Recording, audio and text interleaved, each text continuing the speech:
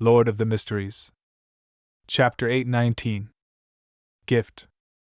Amidst a soothing melody, Klein and Hazel began dancing with their backs straight. One was tall and slim, and apart from the clear difference in age, their movements, demeanor, and looks were highly compatible. It was a beautiful sight to behold, one that could almost be used as a prime example for dancing. Klein took the initiative to break the silence. As they twirled, he casually said, "I often had nightmares some time ago, but thankfully I had the goddess's blessings. I prayed a few times at the cathedral and drank a few cups of holy water, and after that, I stopped jolting awake." Hazel silently looked up and, after 2 seconds, asked, "What kind of nightmare?" "To think you will be interested in such a topic." Will Aucepton was right after all, Klein replied with a smile. "I was being pursued by all kinds of monsters inside an abandoned, dilapidated cathedral. But you probably know, it's almost impossible to remember the details in a dream. I find it difficult to describe those monsters." Hazel didn't say a word, but her bright, brown eyes were colored with dissent. That also meant that she believed that dreams weren't necessarily impossible to recall. Klein took a step diagonally with her in his arms as he said with a smile, "Indeed, I've had a very clear dream in the past. Back then, I was still in the southern continent. I dreamed of an inverted mausoleum. It was constructed from pitch-black stone columns that extended underground. There were zombies covered in white feathers that appeared from them in a bid to pull me in. I had such dreams for several days, and it's really quite embarrassing. I was very afraid back then, so I frantically went to a nearby city and found a divination club. I got them to interpret my dream, and I received the conclusion that during one of my purchases of local goods, I had offended the faith of a tribe that believed in death. Strangely, when I went to the tribe to apologize, gave them gifts, and participated in their celebrations, I never had that dream again." He had fabricated the story from his experience as a seer. His goal was to pique Hazel's interest to see if she would unknowingly reveal something. At the same time, this was a suggestion with a deeper meaning, one that wouldn't garner suspicion. The deeper meaning was that Hazel could find a divination club member, or a cathedral's priest to interpret her dream if she was troubled by it. It was best not to make rash choices while blindly believing the contents of the dream. When Will Aucepton mentioned that there was something wrong with Hazel and suggested chatting about dreams, Klein suspected that her dilemma stemmed from a dream that kept happening. Otherwise, it was hard to explain how, despite being at least a sequence 8, she had a severe lack of knowledge towards the mysterious world with her blind arrogance. Furthermore, she was a lady from high society who had been educated at home. Thus, it made it difficult for her to make contact with unaffiliated Beyonders or those without clear intentions.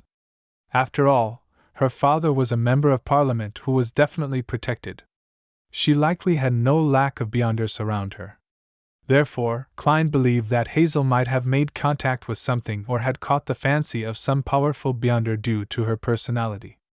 Through dreams, she was slowly guided to become a Beyonder, without giving her the necessary knowledge.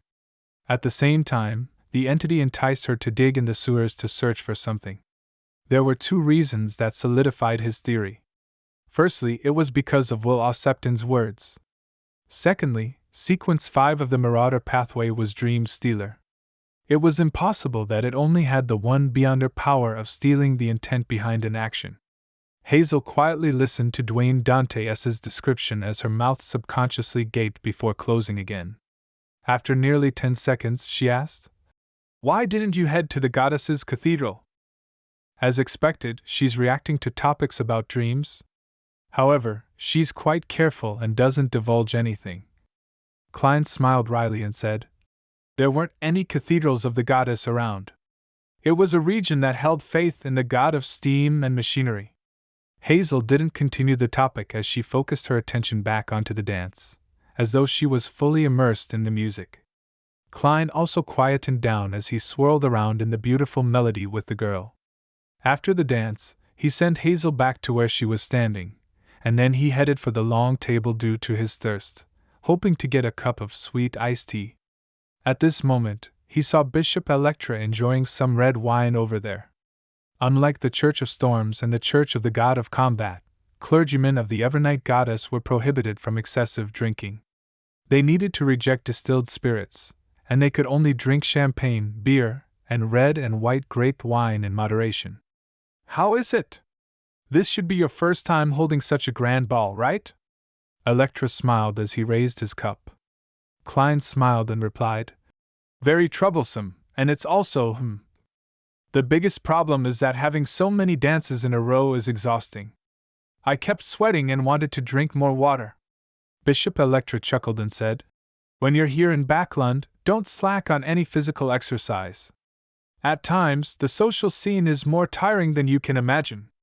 With that said, he said with a jibing smile, Ma'am Aurea has endorsed you, believing that your character matches your appearance. I'd like to thank her for her endorsement. Klein was momentarily unable to find the words to reply with as he replied in a jokingly manner. A person's character cannot be identified from a single dance. Without waiting for Electra to reveal a smile that all men understood, he switched to saying, Your Excellency, I've recently involved myself in some business, and I'm afraid that I might offend a gentleman in power. I'm a little worried. He was referring to the Coin Company and Baron Sindras. Electra took a sip of red wine and said, Don't worry. Backlund follows the rule of law. Besides, the goddess will bless you. That's relieving. Praise the lady. Klein seriously drew the crimson moon on his chest. After Electra headed for the dance floor, his gaze darkened as he sighed silently. He wasn't feeling fearful or hatred. He just felt a slight guilty conscience. Up to this point in time, the Church of Evernight had been good to him. Although money was the reason, they had provided him plenty of help to the point of providing him some protection. Yet he was planning to deal with the keepers, as well as contemplating how to steal something from the Corcio behind Cheney's gate. Sigh, if this plan takes too long to complete, I'd really need periodic psychological treatment. Otherwise, I'll have some mental problems. Klein monitored his emotions as he shook his head indiscernibly. In an apartment in Chewwood Borough, Zio came home with Fana Potter pies and Desi Bay's sweet iced tea. As she put it on the dining table, she said to Furs, Don't eat too much of such food. It's unhealthy.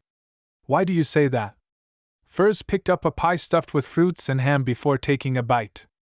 I read about it in a magazine. As a bounty hunter, maintaining one's figure is a necessity. Zio hesitated for a moment before pulling a pie to her mouth. Furs scoffed. You're a beyonder geared for combat, an extraordinary bounty hunter. There's no need to bother about maintaining your figure. Perhaps you might have missed out on your final opportunity to grow taller as a result. Oh right, I heard that the warrior pathway has an effective way of raising a person's height. It's obvious just from looking at those barbarians from Face Sack. Zio was taken aback as she suddenly sighed. But I was born as a half-arbiter. I have no way of becoming a warrior. Clearly, she had seriously considered it in the past. Realizing that she had triggered her friend's memories, she acted as though she hadn't said a word as she focused on having her late dinner. After they were done eating and clearing up, Furs pulled Zio into her bedroom and cleared her throat. You've helped me tremendously, so I plan on giving you a present. What troublesome matter do you need help with this time? Zio touched her short, blonde hair warily. Furs blinked as she suddenly reflected on her recent behavior. She chuckled dryly and said, This is for the past, the past. Without waiting for Zio to reply, she took out a metal box under Zio's doubtful gaze, one that was used to store cigars. I don't smoke, Zio said with a shake of her head. Furs tersely answered as she opened the box, revealing a translucent hexagonal pillar that was light blue in color. Zio's gaze froze as she looked at the luster that streaked inside the crystal-like lightning as she instinctively asked, Interrogator? Yes, a participant at a beyonder gathering was selling it cheaply. I was afraid of missing the opportunity and hurriedly bought it. Furs said the complete truth. As you know, I've recently been rewarded by my teacher because of something just a while ago. I'm not lacking in cash. Zio knew that her friend had been out recently, claiming that she was doing something for her teacher. However, she found it unbelievable that she could so easily buy her an interrogator beyond her characteristic as a gift. This was completely unlike her original lifestyle. Is she still gambling, having earned large sums of money after becoming an astrologer? Or did she finally cast her sights onto a bank vault, and used her door-opening powers to rob the cash inside? Many guesses flashed through Zio's mind, but she wasn't able to find the corresponding proof. About 2 to 3 seconds later, she made a decision. She was to randomly pretend to head out 2 days a week, and she would secretly observe what Furs was doing. If it wasn't for her trust in her friend's character and bottom line, she would have suspected that she had become the mistress of a powerful beyonder or tycoon. It's too valuable. Zio waved her hand, in an attempt to reject the gift. Furs had already thought of the excuse as she said with a smile, I'll have matters to trouble you with in the future. Just treat it as an advanced payment. We are good friends. There's no need to talk about payment. Zio hesitated for a second as she said with a shake of her head, I was waiting for you to say that. Furs immediately smiled and said, Then treat it as an early birthday present.